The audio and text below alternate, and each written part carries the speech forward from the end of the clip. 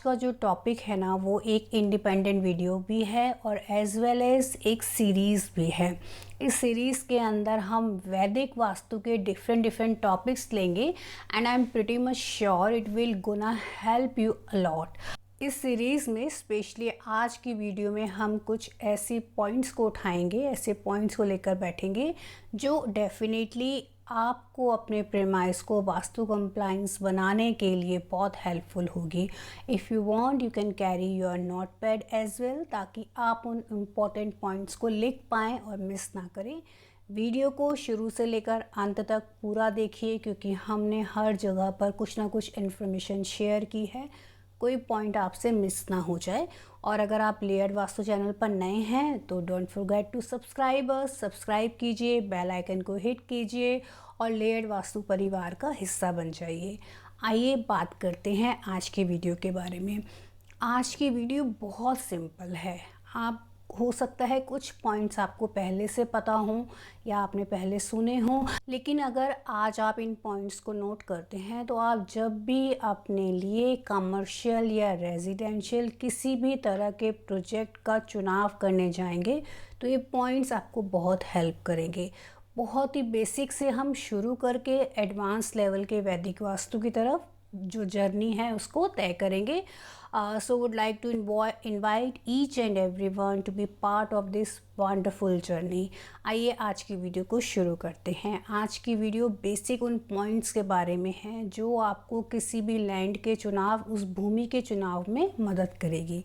सबसे पहला पॉइंट, जब भी आप किसी भूमि का चुनाव करने जाएं, किसी बिल्डिंग का चुनाव करने जाएं, तो what you need to check. Number 1, सबसे पहले चेक कीजिए कि उस प्रेमाइस के, उस प्लॉट के, उस बिल्डिंग के नॉर्थ में और ईस्ट के अंदर हाइटेड बिल्डिंग्स ना हों।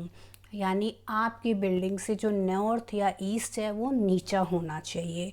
And in contrast south west और साउथ वेस्ट जो है आपके भवन से, आपके प्रेमाइस से ऊंचा होना चाहिए। तो नॉर्थ एंड ईस्ट नीचा, south west and south west ऊंचा। लॉजिक अगर हम पूछें इसके पीछे क्या है, तो नॉर्थ और ईस्ट से आने वाली पॉजिटिव एनर्जीज डायरेक्टली आप तक आ पाएँ, और साउथ वेस्ट जो कि कुछ नेगेटिव एनर्जीज को प्रोड्यूस करता है, अगर वहाँ हाइटेड बिल्डिंग होगी तो आपके प्रेमाइस पे उनकी डायरेक्ट एंट्री नहीं हो पाएगी। नंबर 2, क्या नंबर 2 है कि कभी भी किसी भी तरह की वाटर बॉडीज़ जो हैं आपके प्रेमाइस से साउथ वेस्ट या साउथ वेस्ट की तरफ ना हो। नॉर्थ या ईस्ट की तरफ अगर कोई रिवर है, कोई पॉन्ड है, किसी तरह का वाटर वेल है, और कुछ भी इस तरह की वाटर बॉडीज़ जो नॉर्थ ईस्ट या नॉर्थ और ईस्ट की तरफ पड़ती हैं, तो इट कुड बी ऑस्पिशियस। ठीक है, तो हमने इस पॉइंट को ध्यान रखा। थर्ड पॉइंट क्या आता है कि किसी भी तरीके की अगर मंदिर आसपास है आपके प्रेमाइस में, क्योंकि मंदिर क्या है, एक रिलीजियस प्लेस है और हमारी बहुत आस्था है। लेकिन अगर हमारे पास ऑप्शन है कि हम अपने लैंड का, अपने प्लॉट का, अपने बिल्डिंग का चुनाव कर सकते हैं, तो हमेशा मंदिर से आपकी बिल्डिंग, जो आपका प्रेमाइस है, वो राइट हैंड साइड होना चाहिए। मंदिर अगर ये है तो राइट हैंड साइड पे आपका प्रेमाइस होना चाहिए। लेफ्ट हैंड साइड वाले प्रेमाइस का चुनाव ना करें। इसके साथ इम्पॉर्टेंट पॉइंट क्या है, कभी भी आपके प्लॉट या बिल्डिंग का जो वॉल है वो सेम शेयरिंग ना हो। यानी मंदिर की दीवार के साथ लगा हुआ आपका प्रेमाइस नहीं होना चाहिए। एज वेल एज मंदिर के बैक साइड पर भी आपका प्रेमाइस या बिल्डिंग नहीं होनी चाहिए। मंदिर में जो लगा हुआ ध्वज होता है उसकी छाया भी बिल्डिंग पर नहीं पड़नी चाहिए। ये कुछ ऐसे पॉइंट्स हैं जो आप बहुत इजीली सेल्फ कंसीडर कर सकते हैं और आपको लैंड सिलेक्शन में या आपके प्रेमाइस को चूज़ करने में डेफिनेटली ये पॉइंट्स हेल्प करेंगे। इसके अलावा जो पेड़ होते हैं, बड़े विशाल वृक्ष होते हैं, वो भी द्वार वेद का काम करते हैं। इसलिए अगर ऐसे बड़े पेड़ आपकी बिल्डिंग के, आपके प्रेमाइस से की हाइट से डबल दूरी पर हैं, या अगर आप एक प्लॉट का चुनाव कर रहे हैं तो उससे मैक्सिमम इतनी दूरी पर हों कि जो आपकी बिल्डिंग की हाइट होगी उससे डबल डिस्टेंस पे अगर इस तरह के बड़े पेड़ हैं तो कोई भी इशू नहीं है।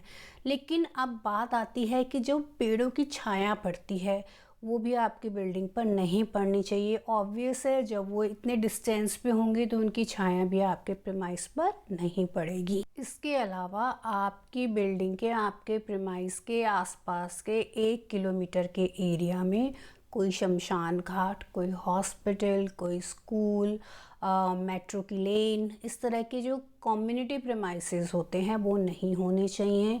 इसके अलावा आपके घर के बाहर जैसे कि ये धोबी घाट होता है, जो अब तो खैर नहीं है ये चीज़ें, बट फॉर मतलब I am just giving you some examples और ऑब्जर्वेशंस कि अगर इस तरह की चीज़ें हैं, जैसे घर के बिल्कुल सामने या पास में धोबी की दुकान या धोबी का धोबी घाट नहीं होना चाहिए। कुआं जो है वो इस तरीके से आपके घर के एकदम पास नहीं होना चाहिए।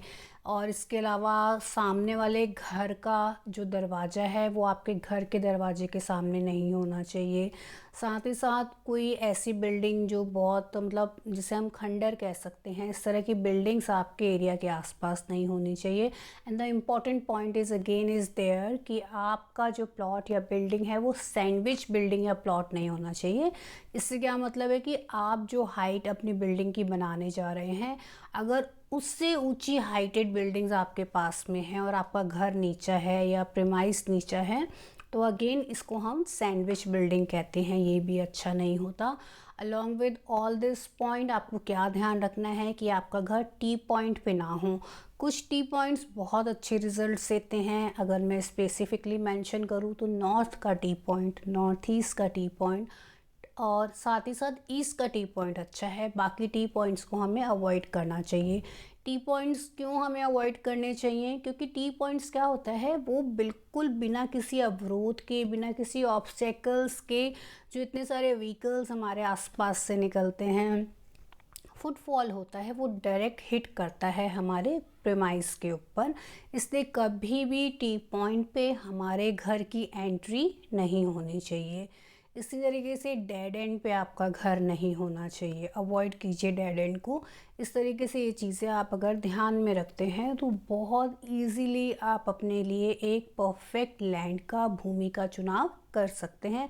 साथ ही साथ और बहुत सारे पॉइंट्स हैं, जैसे कि लैंड की, आप प्लॉट की शेप कैसी होनी चाहिए। राइट एंगल्स होने बहुत ज़रूरी हैं, टेढ़े मेढ़े प्लॉट्स ना हो। हालांकि आज वास्तु में इतने हमारे पास ऑप्शंस हैं कि मैंने जो जितने भी पॉइंट्स आपको बोले हैं, कुछ पॉइंट्स को छोड़कर जो हमारे हाथ में है, हमारी बिल्डिंग के अंदर वो पॉइंट्स हैं, हम उन्हें बहुत अच्छी तरीके से कंट्रोल या मैनेज कर सकते हैं। रेमेडियल पार्ट पर जा सकते हैं। लेकिन इन जनरल अगर आपने कोई कंसल्टेंट हायर नहीं किया है, आप खुद अपने प्लॉट का या बिल्डिंग का चुनाव करना चाहते हैं, तो इन पॉइंट्स को अगर आप ध्यान में रखते हैं तो definitely it will gonna help you. आशा करती हूँ आज की वीडियो आप सभी को बहुत अच्छी लगी होगी। आने वाली वीडियो में जो हमारी नेक्स्ट वीडियो है, हम बताएंगे कि कौन से फैक्टर्स जो हैं वो लैंड सिलेक्शन के लिए इम्पॉर्टेंट हैं। तो इन फैक्टर्स को अगर आप कंसीडर करते हैं, तो आज हमने ब्रॉडर प्रोस्पेक्ट समझा। नेक्स्ट वीडियो में हम पर्टिकुलर उन फैक्टर्स को देखेंगे। तो नेक्स्ट वीडियो में हम उन फैक्टर्स के ऊपर बात करेंगे। इसी के साथ साथ लैंड सिलेक्शन की एक बहुत सिंपल ऑब्जर्वेशन है जो आप लोग बहुत इजीली यूज़ कर सकते हैं, वो है शकुन शास्त्र। शकुन शास्त्र का क्या मतलब है कि जब आप किसी प्रीमाइस को आप देखने जा रहे हैं, सेलेक्ट करने जा रहे हैं, तो आपको जो इंडिकेशंस मिल रहे हैं ना, आप उनको अवॉइड मत कीजिए।